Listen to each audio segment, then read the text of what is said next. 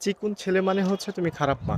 এটা হচ্ছে আমাদের যে সাবকন্টিনেন্ট এশিয়া মহাদেশে এটা মিন করা হয়। কারণ হচ্ছে যারা খায় না, টাকা-পয়সা নাই, গরিব মানুষ তারা চিকন থাকে। সো আমাদের দেশের মাদের সাইকোলজিক্যালি তারা এটা এভাবে বড় হয় যে আপনার তুমি তোমার ছেলে চিকন, তোমার ছেলে এই যে এরকম হাত হচ্ছে এমন রক-টক বের হয়ে গেছে।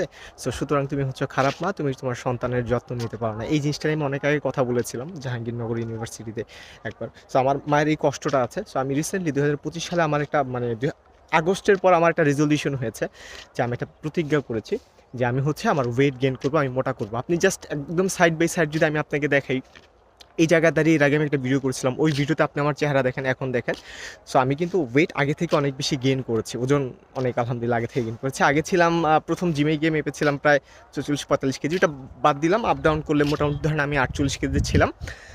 সেটা ছিল হচ্ছে সেপ্টেম্বরের 4 তারিখে, আর আজকে হচ্ছে ডিসেম্বরের 19 তারিখ। সো আজকে মোটামুটি হচ্ছে আমি 54 কেজির থেকে বেশি আছি। তার মানে আমি আমার ওয়েট গেইন করেছি প্রায় 6 কেজি 3 কেজিতে, এবং এর পিছনে প্রচুর টাকা খরচ হয়েছে, জিম করেছি, ডেডিকেশন এগুলো। সো আমি এই রেকর্ডিংটা এই কারণে করতেছি যে আমার মার এই গ্লানিটা আসলে আর থাকবে না 2025-এর পর, যে তুমি হচ্ছে খারাপ মা, তুমি তোমার সন্তানের যত্ন নিতে পারো না। আসলে মানুষ চিকন হওয়া বা মোটা হওয়া এটা অনেক সব ক্ষেত্রে জেনেটিক্যালি একটা বিষয় থাকে, জেনেটিক্স, আমার জেনেটিক্সটা এরকম।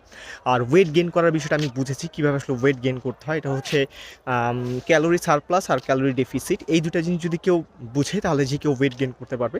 আমি ওয়েট গেইন করার জন্য প্রচুর টাকা খরচ করতেছি এখন ডেইলি, প্রতিদিন আধা লিটার দুধ খাই, প্রতিদিন সাপ্লিমেন্ট কনজিউম করি, প্রায় 500 টাকার সাপ্লিমেন্ট প্রতিদিন। তারপর হচ্ছে আমি প্রতিদিন যে কাজটা করি যে ডিম খাই 2টা 3টা করে, প্রতিদিন 100 গ্রাম ছোলা খাই, 100 গ্রাম মুরগি, সো অনেক হিউজ একটা ডাইট। মোস্ট অফ দেম আমি চেষ্টা করি, প্রতিদিন আমি বাদাম খাই।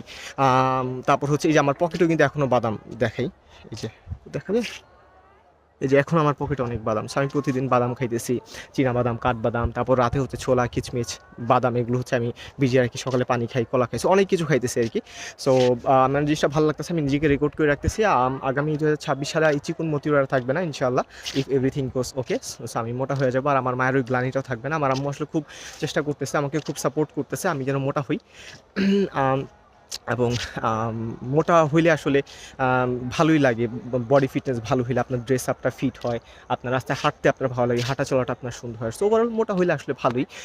মোটাদেরকে মানুষ একটু রিচও মনে করে। আর আরেকটা জিনিস আমি শিখেছি এই মোটা হওয়ার জার্নিতে, আপনার চারপাশে এমন কোনো মানুষ দেখবে না যে মানুষ একদমই চিকন কিন্তু সে মানুষ দেখতে সুন্দর। সাধারণত মোটা মানুষরাই একটু গুলো মানুষদেরকে দেখতে সুন্দর লাগে। তো আপনার ওয়েট গেইন করলে আপনার কাপড় চোপড় আপনার বডিতে ফিট হবে, মানুষও আপনাকে দেখতে ভালো মনে করবে, আপনার কথাবার্তার আরেকটু মানে ইম্পর্টেন্স পাবে, যেহেতু আপনি দেখতে একটু ম্যাচিউর, এবং চিকুনদেরকে দেখতেও একটু বাজে লাগে। এবং আমি যে কারণে রেকর্ডিংটা করা, আমার আম্মার এই গ্লানিটা আর এক সময় থাকবে না যে আমি আসলে আমার ছেলের দায়িত্ব নিতে পারিনি, যত্ন নিতে পারিনি। সো এই কারণে হচ্ছে আমার ছেলে আসলে চিকন।